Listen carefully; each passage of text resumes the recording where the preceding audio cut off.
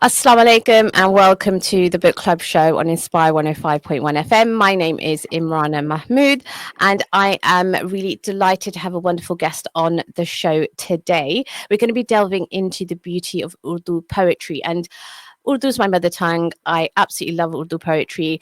No, I'm not completely fluent in reading, but the little bit that I can read, I know I completely get transported into I think a whole wealth of richness of heritage of culture, and like I said, is absolutely beautiful. And on today's show, we're going to be discussing a book called a poetry collection called "A Defiance of the Rose." So these are selected poems by Perveen Shakir, and they've been translated from Urdu by writer Naima Rashid.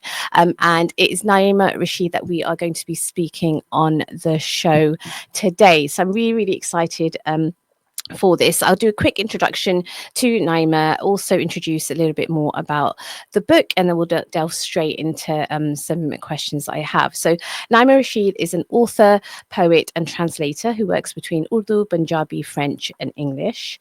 Her work has been longlisted for National Poetry Competition and Best Small Fictions. Her published translations include critically acclaimed translations of works by Ali Akbar Natik and Perveen Shakir, and a joint translation from French. Her most recent work is a poetry collection, Sum of Worlds.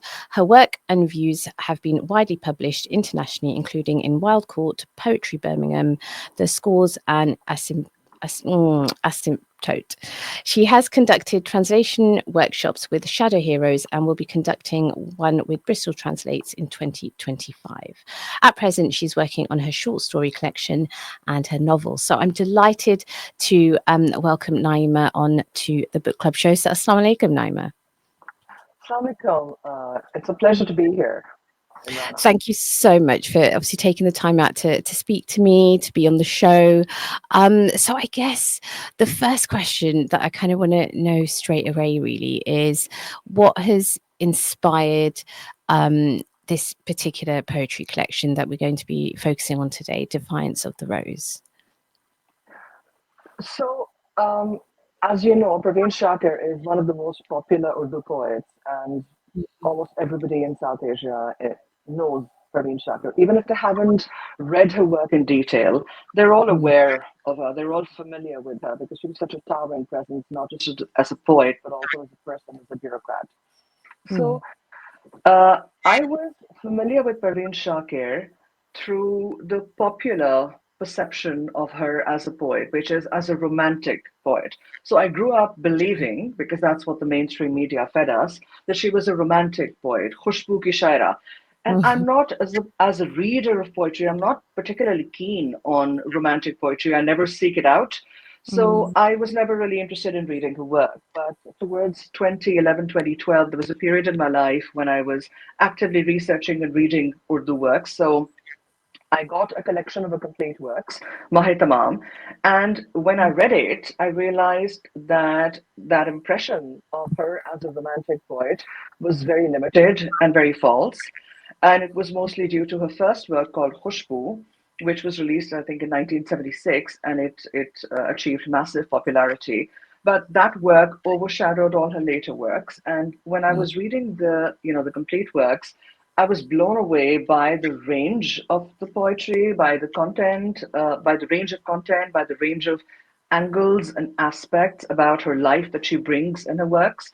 Some of it was dark, it was rebellious, it was naughty, it was tongue in cheek, mm. and it was romantic. But it wasn't that she was a romantic poet only.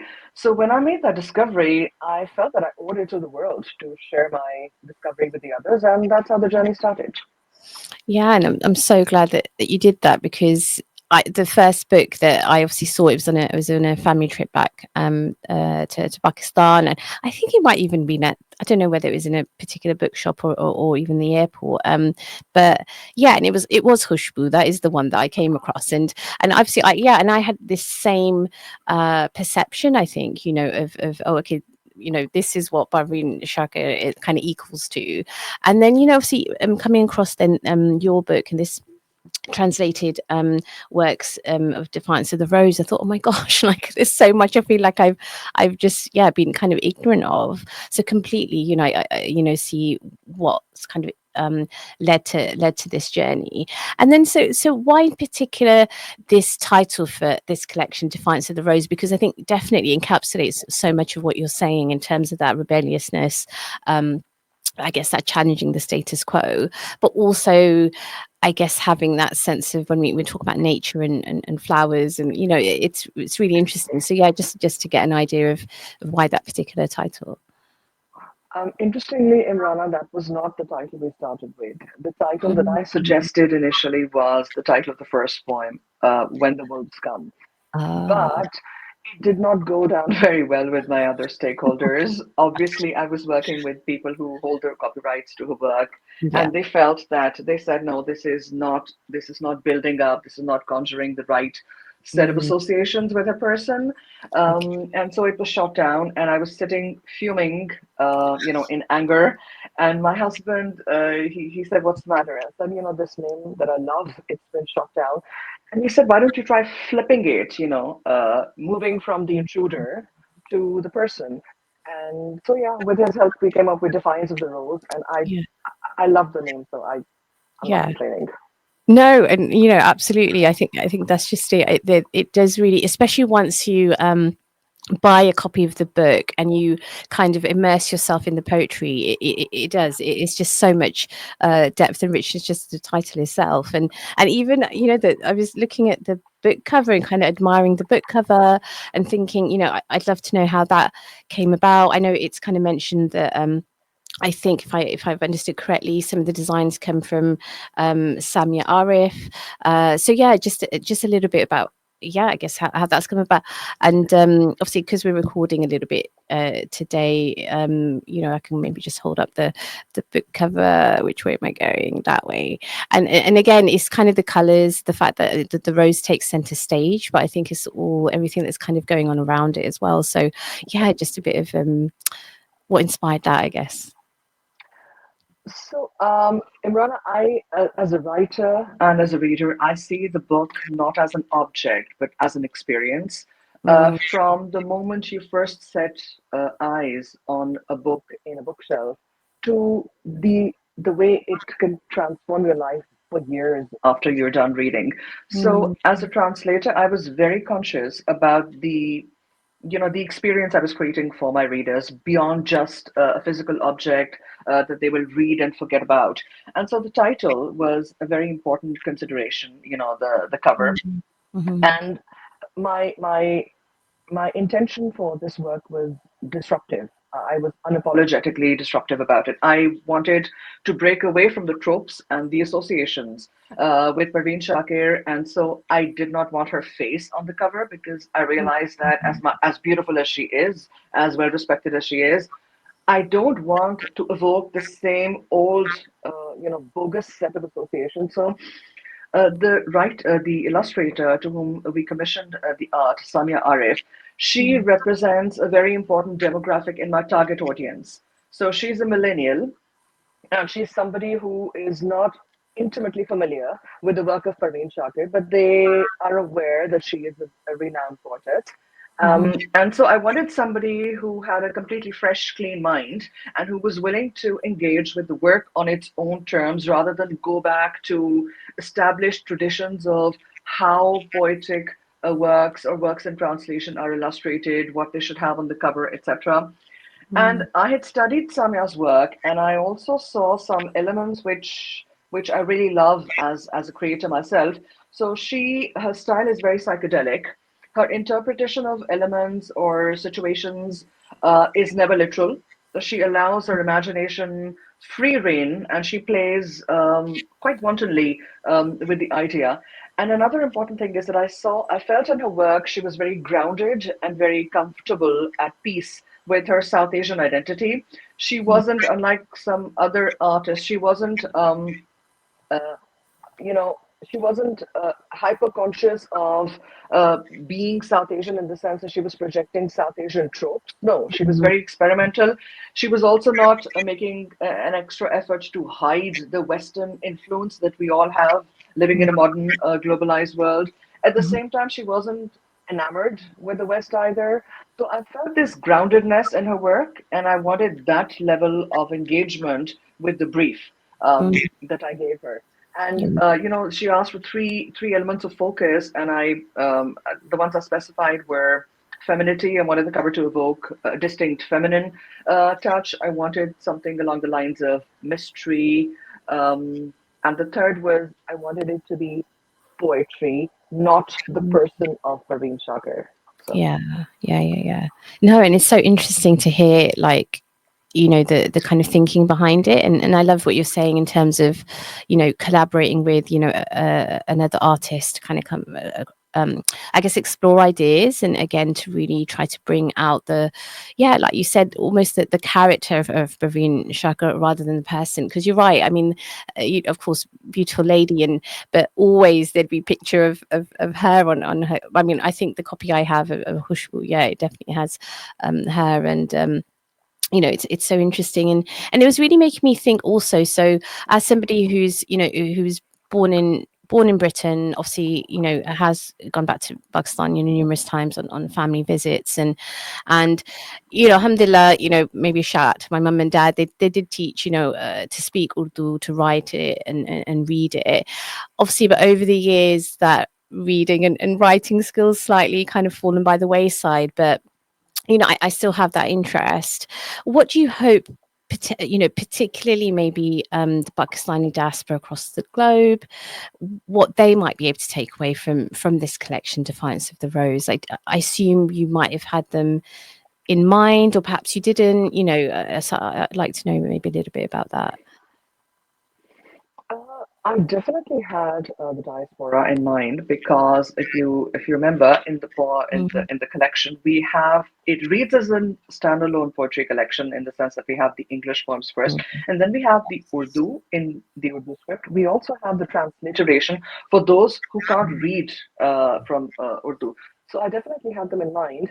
And when you say what am I hoping to achieve, I'll say that the book was it was published in 2019. So mm, I have actually had evidence. All that I was hoping to achieve, I have had concrete evidence over the years of what has worked and what hasn't worked. So, mm, in terms of the response from diaspora, you know, translation, it always achieves two things. One is it creates new audiences in the language of the translation, like English. But the mm, other thing is that it always recenters attention and redirects focus towards the original. I I'm mm, pretty sure that I get a lot of reader emails from millennials and Gen Z readers who have read the translation, but then they've gone back to read the mm, Urdu translation. And the mm, way we've structured the book, the way we've laid out the different versions in English, Urdu, and then the transliteration, we've mm, made it very, very easy for them to read it.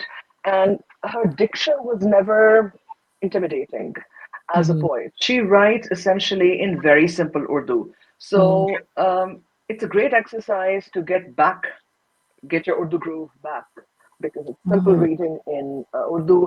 We guide you with the translation in English, and there's a transliteration to help you with the pronunciation. So Yeah, absolutely. And I definitely did find that actually that the format of the book is really, really accessible. And I did find myself, of course, first kind of reading the English and then thinking, oh, actually, let me just go to the back of the book, and then getting drawn towards the transliteration and then going, no, actually, I know how to read Urdu.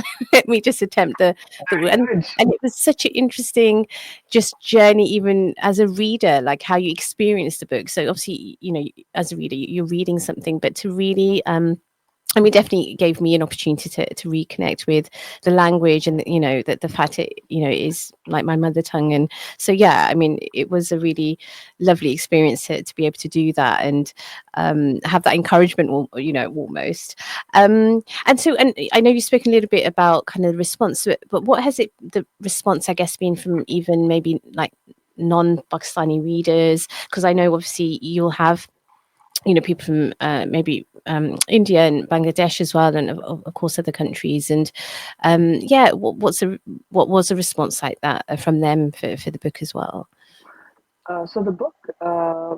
It went to Oxford with world rights, which meant that it was distributed all around the world. I've had Mhm, emails from Japan as well, some readers mhm, in Japan. So, in terms of the response, Imrana, since this was my first book, it was my first time experiencing the impact that a book can have. Now I'm at mhm, my fourth book, so I've gone through that journey four times now. But at mhm, the time, all of this, which I now understand as part of the writing journey, it was all a surprise for me. So the response was heartwarming, and it was beyond my wildest imaginations. For example, when the book was released, there was an editor at a leading translation journal called Asymptote. It's a journal that all serious translators follow, and obviously I had only dreamt of being published in Asymptote. But the editor reached out and they asked to publish a book. They asked to publish a poem. I think it was Verdict. And mhm. typically, journals they don't publish poems or pieces which are already published in a book form.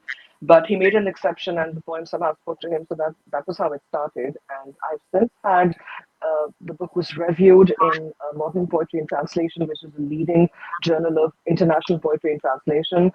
And you will understand that while translating this and also while writing my own poetry, since these experiences were quintessentially feminine and also South Asian, they were the experiences of a Desi woman. Yeah. Uh, for example, in one of my poems, I write about being a woman in cities which are inhospitable to the presence of women in public spaces.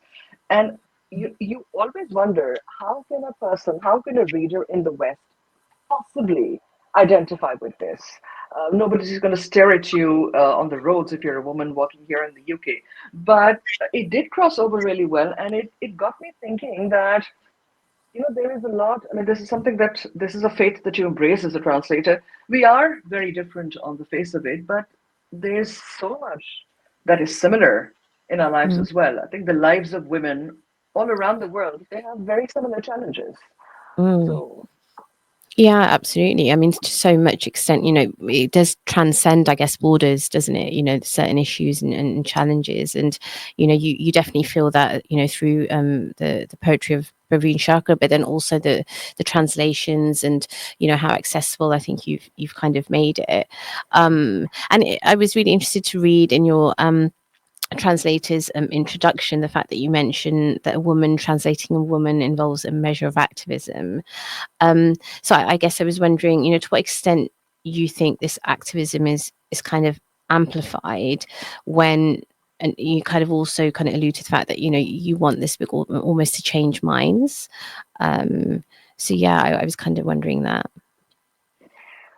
um, Imrana, I think not just in the context of a woman translating a woman, but Hmm. anytime a woman writes something or anytime a woman decides to use her voice Mm, to speak, anytime a woman decides to break silence when she's expected or threatened or cajoled into being silent, that is activism in itself. And why is mm, it activism? It's activism because anytime a woman is using her voice, she is speaking to structures which want her to be silent. She's speaking to structures which always favor the voices of men.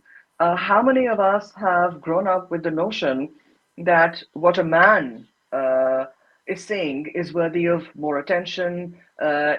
It's meant to be taken more seriously, even if we don't do that overtly, or even if we don't embrace that overtly. I think many of us are conditioned to believing that just because a man is saying it, it holds more weight. mm, In the publishing industry, also, you see that it's more men published, and so it's an industry. The world as a whole, it just favors men. Of course, that's changing now. So, mm, translating a woman here or translating a woman in any context, for me, it's a double act of activism because that woman, all those years ago, she picked up a pen and she used her voice. But I felt that the way all that she was said, it was received in a rather limited way. And so there's another layer that you want to draw attention to what she said, but you also want to curate. that attention. You also want that attention focused on certain points, and you, as a translator, are choosing those points. Mm. Yeah, no, absolutely. And it's kind of just occurring to me that I've also almost made an assumption that all our listeners will almost be familiar with, I guess, Perveen Shakir, in particular, and how much, yeah, and absolutely, and how important it is that, you know, we do, I guess, to an extent, challenge that patriarchy, which is the parts of it, I guess, that aim to silence, women's voices, or kind of put them at the fringe, I guess, and that the fact that even her poetic works, like as it says in the back of the book, she received the most coveted literary honours in South Asia, including the Faiz Ahmed Faiz International Award for Poetry in India and the President's Pride of Performance Award for Literature in Pakistan, and of course, like many others as well. Um, it kind of makes me wonder a little bit about my next question to you, which actually you've given me some context, which I think might make the question for me a bit more interesting, because the opening poem for this collection, Defiance of the Rose, is When the Wolves Come. And I wonder if there was a particular reason for that. Is it because you weren't able to, have that original title, as much as obviously we've both agreed it's a beautiful title? But yeah, was there a particular reason for that, for that to be the opening poem? I think the reason for that opening poem was that what the poem embodies is this conflict between something which is very soft and feminine in a very sacred, sacrosanct, private space, which is threatened by a wolf, which is a creature which is, I mean, it does not coexist with humans. And so Mhm, that conflict between the feminine and the sacred and the rough and the beastly, I mhm, felt that it was central not just to the poem, but it was also central to the collection, and then maybe Perveen Shakir's life as a whole, and possibly the life of every woman mhm, in the world. So for me, that conflict was multi-layered, and I felt that it set the tone perfectly for the reader, in mhm, terms of what to expect. And also that poem, if you read it, it has these images which are latent in the poem, and I've tried to tease them out somewhat in the translation, which is that the textural conflict between rose petal and the velvety sheen of that versus a mhm, wolf and the gruffness of its hide and its odor.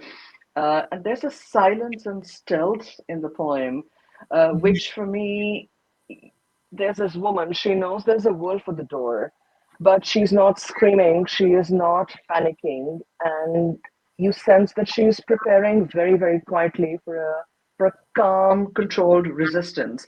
And I mhm, felt that this was for me her Parveen Shakir's signature brand of feminism. She wasn't a bra burner. She wasn't out in the streets screaming, holding slogans. Not many people, not many women were doing that, anyways, at that time. But mhm. it's she embraces the feminine, her soft side, as well as her ambitious side and the more worldly side. So for me, it was a perfect tone setter.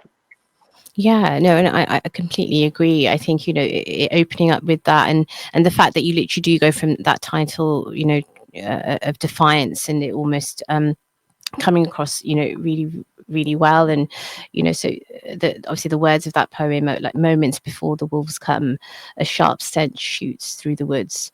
Today in my house too, my sixth sense has picked up a similar stench. In this short time alone, 3 or 4 times already, every corner of the house with rose petals I have strewn. These shields of roses, will they save me when the wolves come? And the fact that it ends with that kind of question as well, I think is just really impactful for the opening of the poem. And I'm really looking forward to speaking more about some of the poems, obviously looking at some of the Urdu and transliteration as well. And I'm sure, I'm hoping my mum will be really happy that we're talking about Urdu poetry, and kind of, yeah, just kind of broaden, I guess, the listenership in terms of the beauty that this kind of poetry brings. So in the second half of the show, listeners, we're going to talk a little bit more about Defiance of the Rose, speak to Naima a little bit more, I guess, about her journey of writing, a little bit about some of the new books that we can kind of look forward to as well.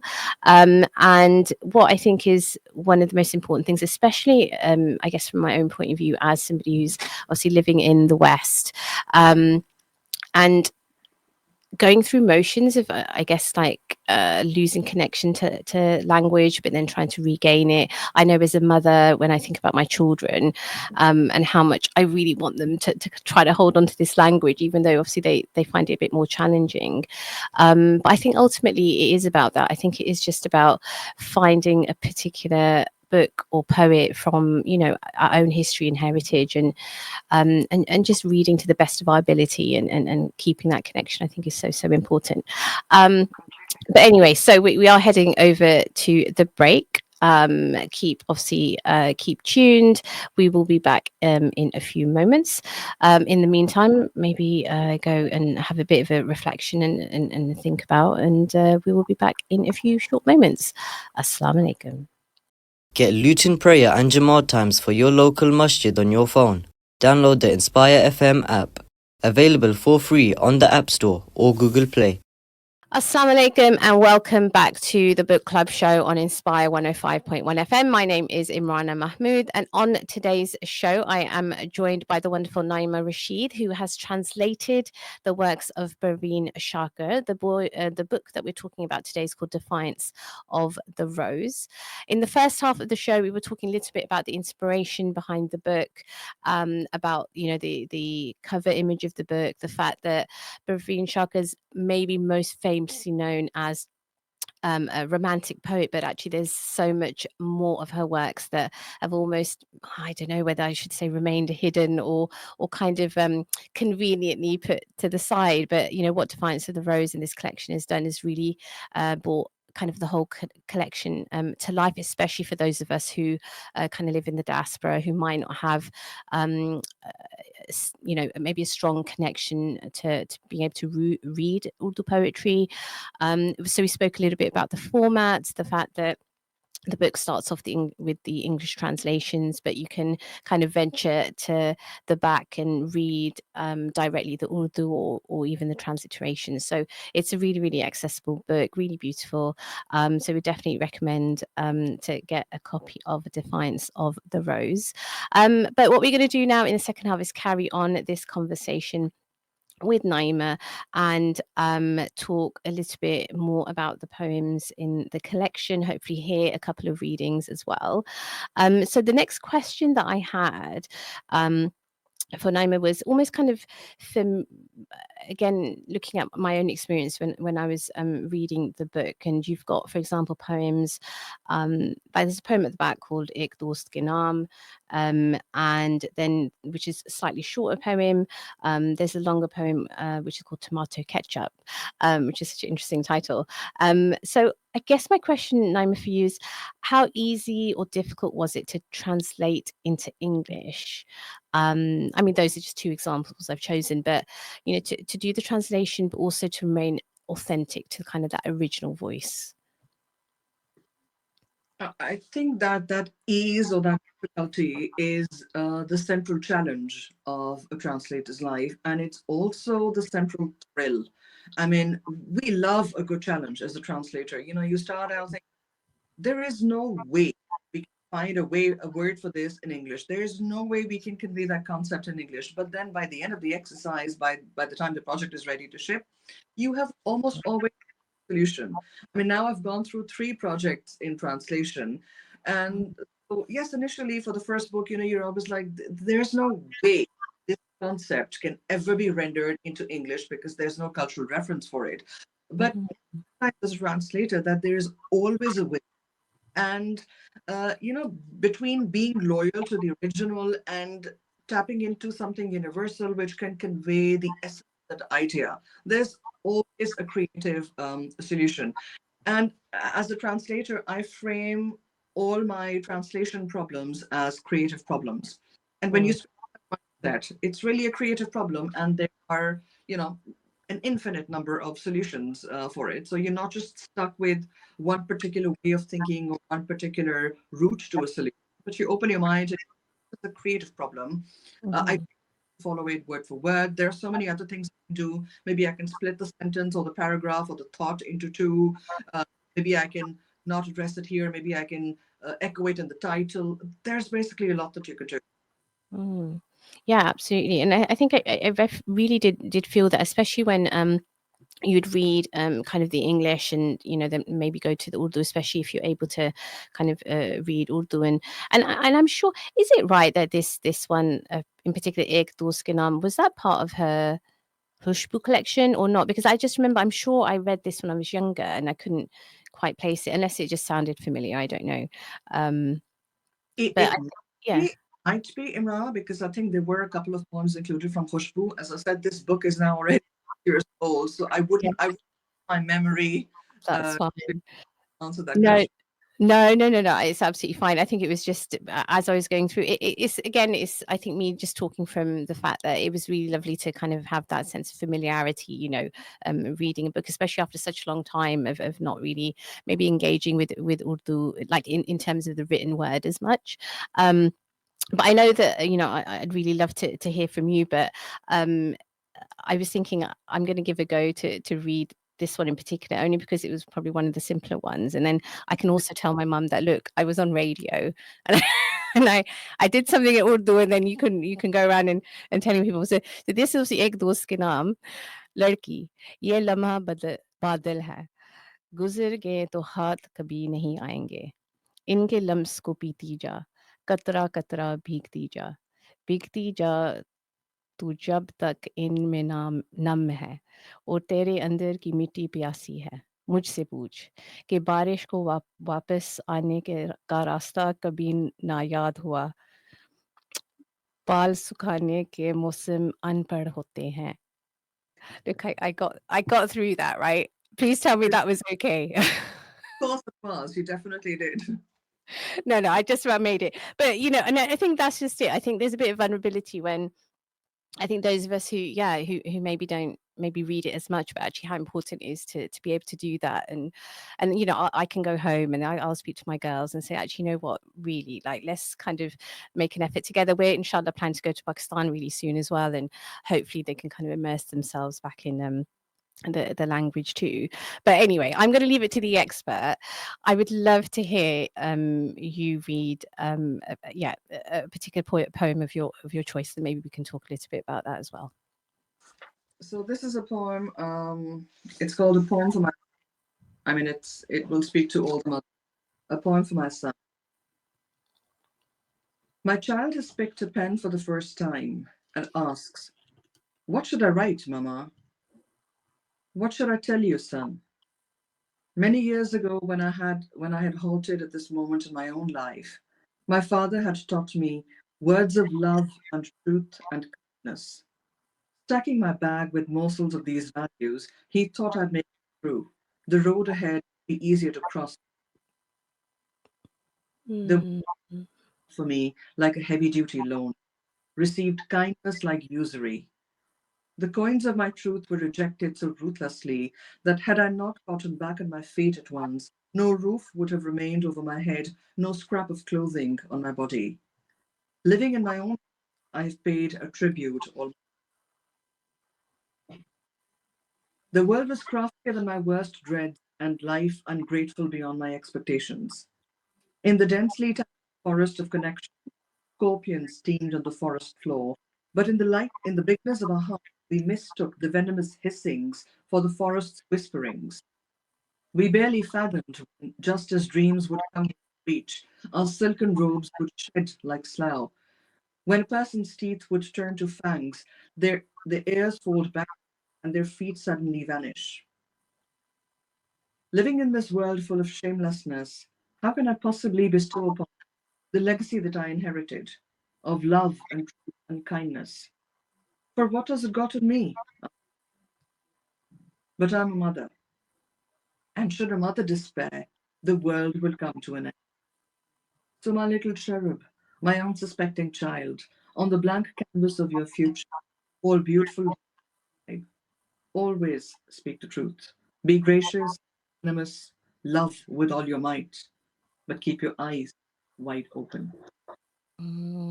Yeah, no, mashallah, that's so beautiful and so refreshing. I guess we don't always hear kind of that when we think about relationship between mothers and sons, and for it to be kind of I guess expressed in that way, I think is so important and so lovely, and especially the couple of bits where you kind of, I think you said kindness like usury, and that really conjures up a particular, I guess, emotion and feeling, talking about kind of the legacy, I guess, of love and kindness as well, and how important that is, I guess, within Right. relationships. And what was it like for you to kind of write that poem? Like, were you in a particular moment in time, how easy was it? And yeah, so just to get a sense of that. I'll just say, in response to that, Imrana, that the poetry collection, my own poetry collection, which is this Summer Worlds, Mm-hmm. they started as a poem written to my son, and so Mm. the collection was dedicated to my son. That's not to say that it only has poems about motherhood, but it has Yeah, of course. a huge number of poems on motherhood. So I was translating it. What struck me was how universal these poems are. This is a poem that every mother on the planet will own, because you want to teach your child these values, nobility, kindness, love, but you also want to teach them not to be overly so. The world can take you for a ride. You also want to tell them to be worldly smart and sound. So Mm. it's a very universal feeling. And interestingly, it was also at the origin of my own poetry collection. Mm. Yeah, and what has it been like actually to kind of go from that journey of obviously translating, for example, this first book, which was Perveen Shakir, and then to kind of journey into your own poetry collection, and I guess how much inspiration did you take from the previous works to where you are now? I'd say there are two things here, Imrana. One is at the level of craft. Like, I feel that at the level of craft, there's a deep relationship so far between the works that I translate and the works I create as a writer. Mhm. Um, so when I was translating Defiance of the Rose, I was in parallel also working on my collection, my own poetry collection. And the fact of having worked on Defiance of the Rose, it expedited that collection because I was so comfortable with the form of the verse. It flowed very, and so there is that initial connection at the level of craft, and I find that to be true for all my later translations as well. So this recent translation work was the translation of a novel. I feel that getting so close to the into the mechanics of a novel, looking at the structures of plot, etc., that really put me at ease with the craft, with the genre of the novel, and it has eased me into a novel. So there's definitely that relationship at the level of craft. But beyond that, level of inspiration, I will. Mhm. What I loved about Perveen Shakir's poems, apart from the fact that I felt there was this responsibility to show a fuller picture of who she was as a person and as a poet, I Mhm. think purely at the level of poetry. Um, I love poetry like this, which is simple, but it says the most and it's very accessible. It says very complex things without ever sounding heavy handed or pretentious or trying. When I read poetry, I want it to make sense.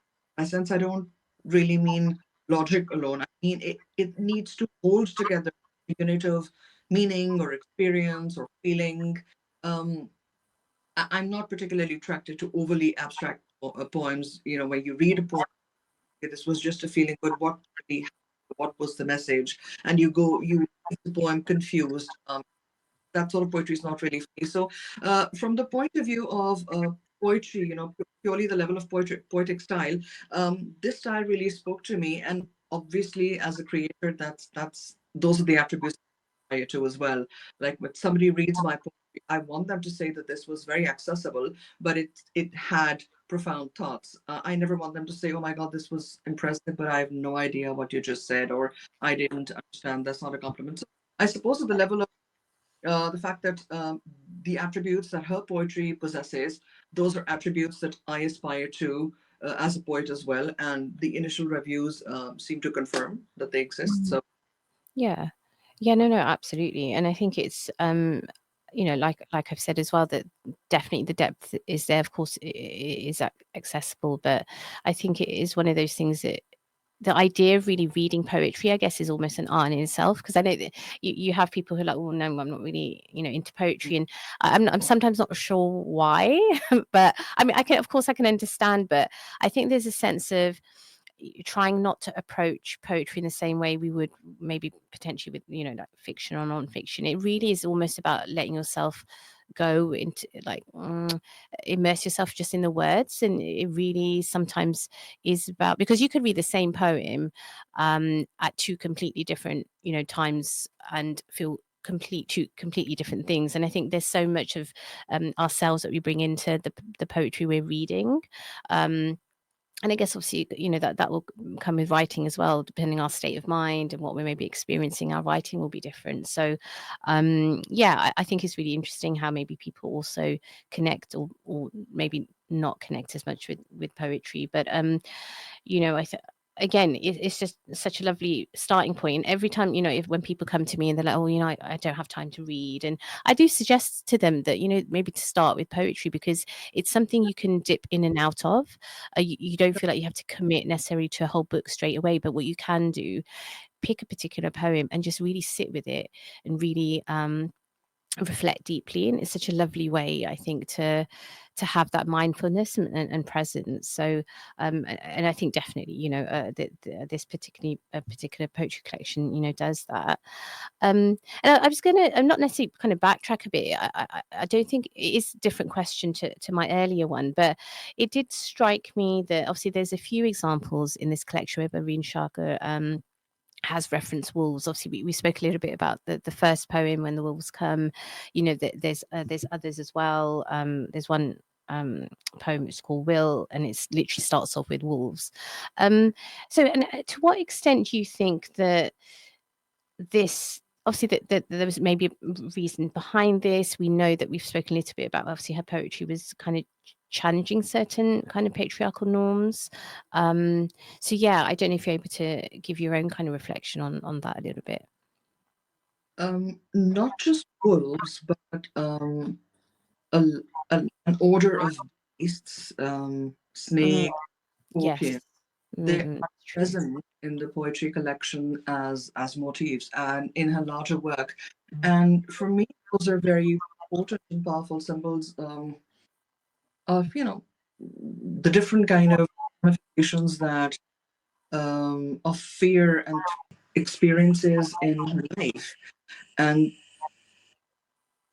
I think when you said that it's there are always patriarchal norms or patriarchal standards, yes, but also, Imrana, you'll agree that sometimes the danger and the worst dangers and the threats for a woman, they don't come from the larger external social structure. Mm, They mm, mm, close in a circle. mm, And what's common in all these creatures is they are not loud, they're silent, and they sort of slither into your environment without you knowing. mm, I remember I did a whole feature, a 4 to 5 page feature on translating that single first poem, When the Wolves Come. It was called Translate Silence because there was no loudness. And I think there's no loudness in her work as a whole. It's very silent. Uh, mm, these creatures, they represent those silent and omnipresent fears. I would mm, say not just from the larger social constructs of patriarchy, but from within your home. And you sense that very acutely in Perveen Shakir's work, that she says, I know I'm dancing with snakes. I know I'm surrounded by people who are smiling in my face. I mm, know it's what exactly. And so that's a challenge that all women have to face, particularly women who are beautiful, independent, and successful. I was watching the series on Netflix. Have you seen The Fame Game? oh no, I've not seen it, no. Okay, so it was this mega poster series. It stars Mm, Martha, and it's set in present times, and it's about a very successful actress. Madhuri is playing a very successful actress. I was Mm, watching that series, and I was just thinking, uh, Perveen Shakir's poetry was written several decades before, but it mm, seems the struggles of a woman who was beautiful, successful, independent, they were the same. And mm, the biggest threat and the biggest danger was not society. The biggest threat, the biggest danger came from all those who were close to her. mm, And it made me think, after watching the series, I was just thinking, how lonely is a woman? And mm, how lonely is a successful woman? You see Parveen Shakir, you see a beautiful, strikingly beautiful face, you see a glamorous life, you see success, you see accolades, but you can never see the loneliness of having to live a life where you know that there is almost nobody lost. So mm, these creatures, the wolves, snakes, scorpions, for me, these are creatures that populate a universe, and they mm, silently, secretly slither into all frames of our. mm. Yeah, and it definitely is the almost the subtleties of that, isn't it? And I think again, what we were speaking about earlier in terms of even the title of this collection, being Defiance of the Rose, and actually that kind of just juxtaposition of those certain creatures that she's kind of incorporated within her poetry, but then also that kind of reflection on nature and other kind of types of animals and how I guess they almost coexist. And yeah, you're right. I guess in a sense that you can be both successful and lonely. And as a woman, what in a particular society, what does that mean? But yeah, no, I mean, completely echo what you're saying. I think sometimes, yeah, it is within your close circles the biggest challenges, sometimes come. And I guess it makes me think a little bit again. We might have touched upon it already, but the fact that Khushbu is the collection that got, I guess, to some extent, the most exposure. Maybe, I don't know, is it still the one that she's most associated with? Um, so, how is that, you know, how did that, I guess, come about? And now how important is it that we're able to, kind of highlight now works that, for example, in your collection of Defiance of the Rose? So Khushbu, it got the exposure that it earned that exposure. It earned its fame because here, I mean, in Urdu poetry, have the trope of the man talking about the beloved, and the beloved is always a woman, and you have these Mhm. ki zulfein or beloved ki husn ki tarifein, and all of a sudden we have this woman who is now talking about love from her perspective, and the beloved is now a man. So it was a complete reversal of how love was spoken about in Urdu poetry. And if you read Khushbu, she is she is so comfortable with her soft feminine side. She is not trying to sound like a man. She's not trying to sound tough. She's not trying to sound wiser than she is. And so in the collection, you have this naivete, you have this almost foolishness of, early love. I think part of what made Parveen Shakir so well loved as a poet, something I don't think any other poet in the subcontinent has the stature of Parveen Shakir. The reason is that we saw her start from Khushbu all Mhm. to Cafe Aina, all the way to her last poems, which are very dark, which are very, they have the feel of a desert, and it's very, very quiet, it's very, very fast, and we've seen that entire journey. This young girl who falls in love and who talks so openly about romantic love, then she becomes a mother, then there are a series of betrayals. She's wizened by her experience of the world. I think the reason why Khushbu became such a raving success was because that freshness, that originality, and that absolute absence of pretense, it was unprecedented in Urdu poetry. And then afterwards, of course, you can say that it became a victim to its own success because it was somehow the most highlighted fiction, and even in mainstream media, even to this day, when it's her death anniversaries, you hear of her as Khushbu ki shaira. Yes, Mhm. that was a very important part of her, but what about the arc that comes after that?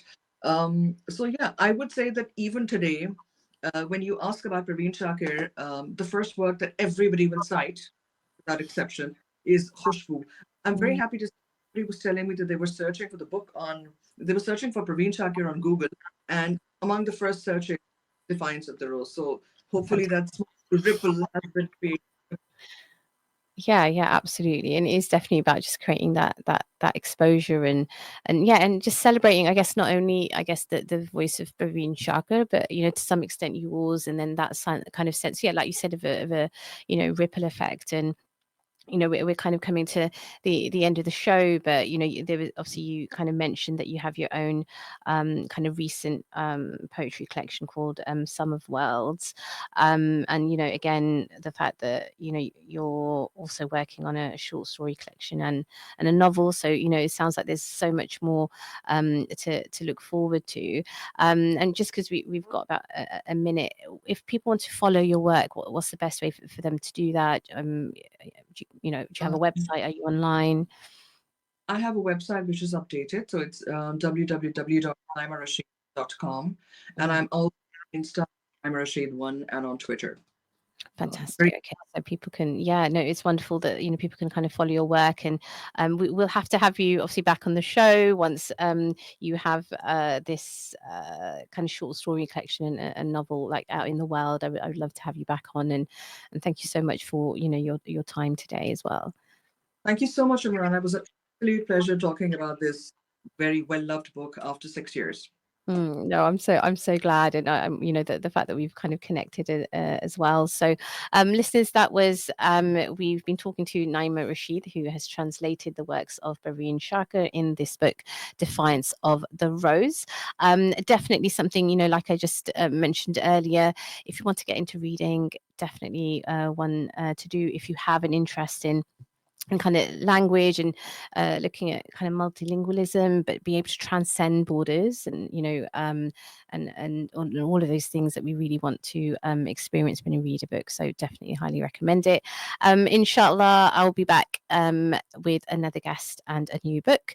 And in the meantime, please do keep us in your du'as. I hope Ramadan is going really, really well, and we'll speak again soon. Assalamu alaikum.